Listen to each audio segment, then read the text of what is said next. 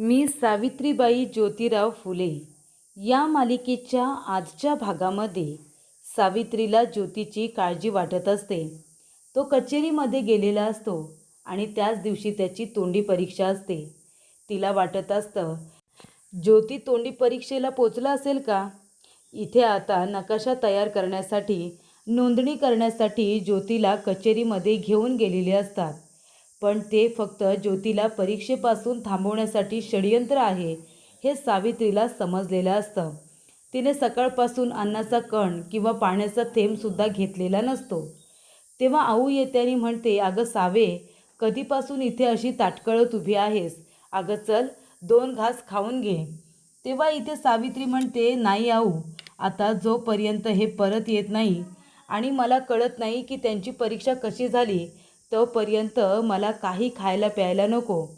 तेव्हा तिथे राणोजी माळी आता अकांत तांडव करत येतो. गेला ज्योत्या गेला, माझ्या तोंडाला पाणी फासून गेला. इतकं त्याला थांबवलं, विनवण्या केल्या, पण तो काही थांबायला तयारच नव्हता. ज्योती तर काय, माझ्याकडे बघून हाताची मूठसुद्धा आवळत होता. तेव्हा चिमणा म्हणते, आप्पा, उगाच काही बोलू नका ज्योतीला, तो तसं काही करणार नाही.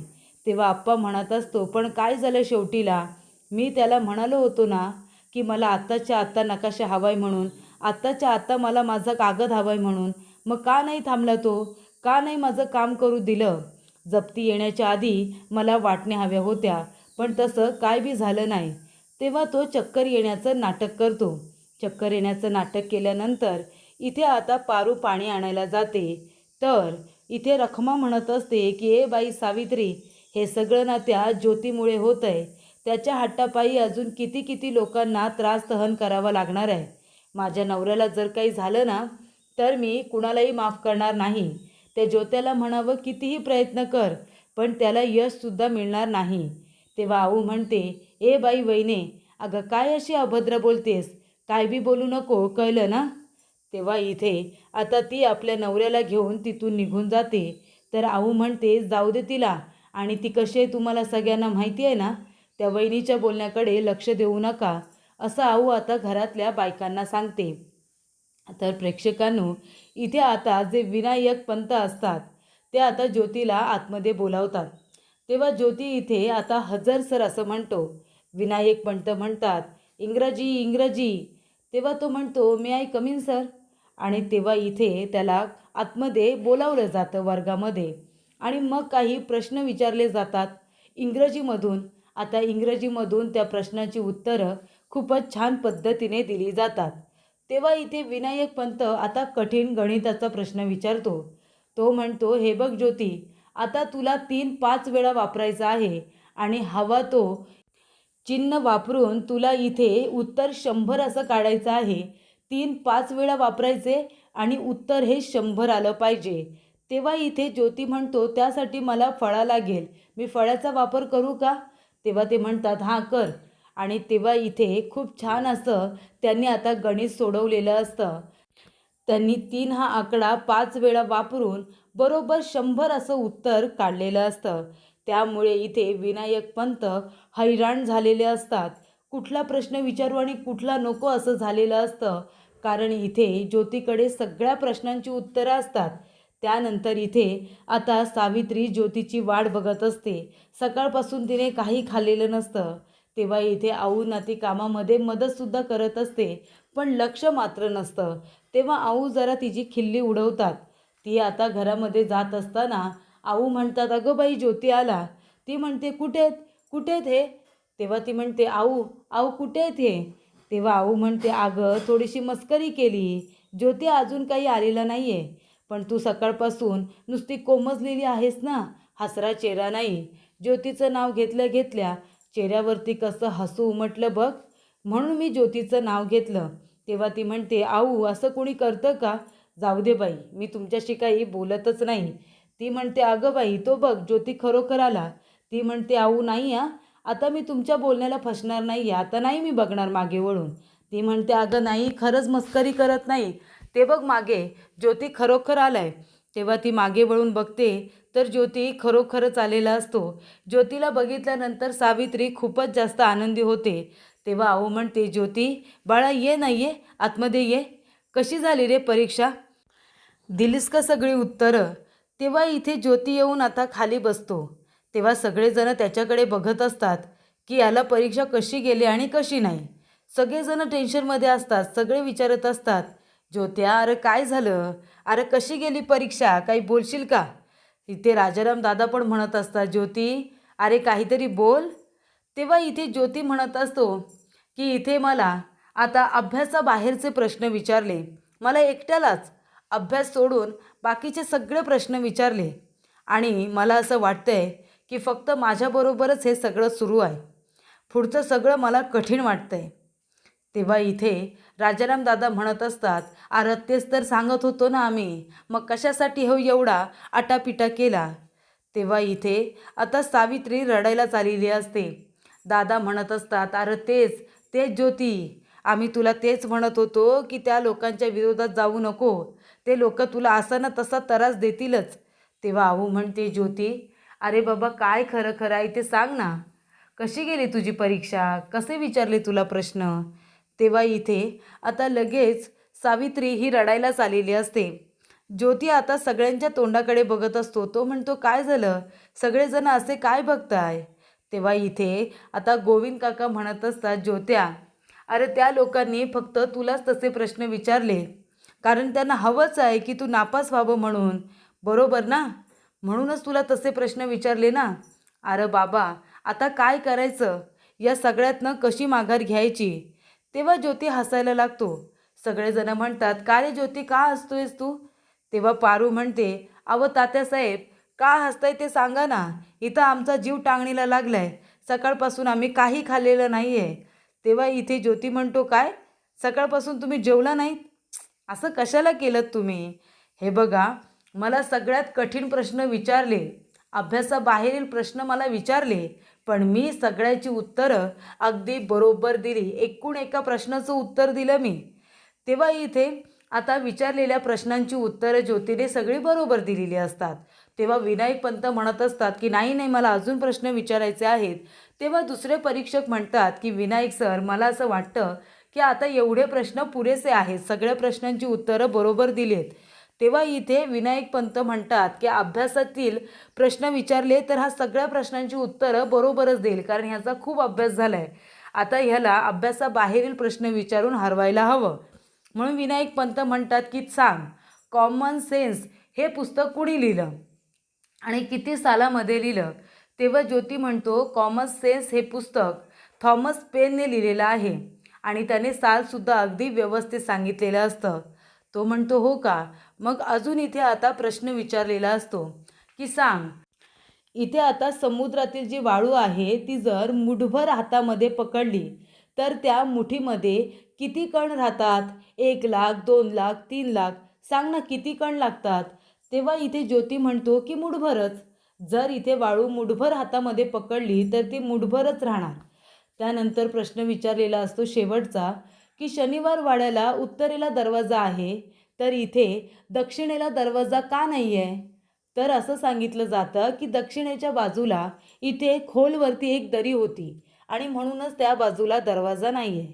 तर सर्व प्रश्नांची उत्तरं ही अचूक दिल्यामुळे इथे आता ज्योतीला प्रश्न विचारणारा शिक्षकसुद्धा पाणी प्यायला लागतो. तो हैराण होऊन गेलेला असतो. तेव्हा इथे राणोजी म्हणत असतो की बघितलं ना, हा ज्योतू काही नापास होईल असं वाटत नाही. त्याने तर सगळ्याच प्रश्नांची उत्तरं अगदी व्यवस्थित दिलेली आहेत. त्यानंतर इथे आता गंगाधर पंत हे त्या विनायकाला ओरडत असतात. गंगाधर शास्त्री म्हणत असतात की विनायका अरे, जेव्हा त्याला उशीर झाला ना तेव्हाच त्याला परीक्षेला बसू द्यायचे नव्हते, का त्याला परीक्षेला बसू दिलं? आता त्याने सगळ्या प्रश्नांची उत्तरं अगदी अचूक दिलेत, मग काय करायचं आता? तेव्हा इथे तो म्हणत असतो की जे बरोबर माझे जे शिक्षक होते त्यांनी सांगितलं की अजून थोडा वेळ आहे तर आपण आता प्रश्नांची उत्तरं घेऊया आणि मला असं वाटलं की त्याचा काही पुरेसा अभ्यास झाला नसेल म्हणून त्याला संधी दिली होती, पण त्याने तर खूप अभ्यास केला होता. तेव्हा गंगाधर शास्त्री म्हणतात, आता एक काम करायचं, महामंदिरामध्ये इथे मुकुट बसवण्याचा कार्यक्रम होणार आहे. तेव्हा आता काय करायचं आहे याचा प्लॅन आता गंगाधर शास्त्री यांनी केलेला असतो आणि तो विनायकाला सांगितलेला असतो. त्यानंतर इथे ज्योती अभ्यास करत बसलेला असतो. सावित्री तिथे येते, ज्योतीला पाणी प्यायला देते. ज्योती म्हणतो, तुला कसं कळलं की मला पाणी हवं इथे? आधी तुला माझ्या मनातलं कळायचं, आता पोटातलं पण कळतं की काय? कधी भूक लागते, कधी तहान लागते. तेव्हा सावित्री म्हणते, घ्या पाणी घ्या. तेव्हा तो पाणी पितो आणि म्हणत असतो की खूप बरं वाटलं. तेव्हा इथे आता पेन्सिलला टोक करण्यासाठी इथे तो एक सुरी घेतो आणि त्याचं वरचं इथे जे कवर असतं लाकडी ते काढत असतो. सावित्री म्हणते, मालक अहो हे काय करताय? तेव्हा ज्योती म्हणतो की हा बोरू लिहून लिहून बोथट झाला होता, तेव्हा त्याचा टोकदारपणा आता पुन्हा तयार करतोय. तेव्हा इथे ज्योती म्हणतो की ही विचारांची लेखणी आहे आणि मला असं वाटतं की नव्या युगासाठी ही विचारांची लेखणी खूप महत्त्वाचं काम करणार आहे.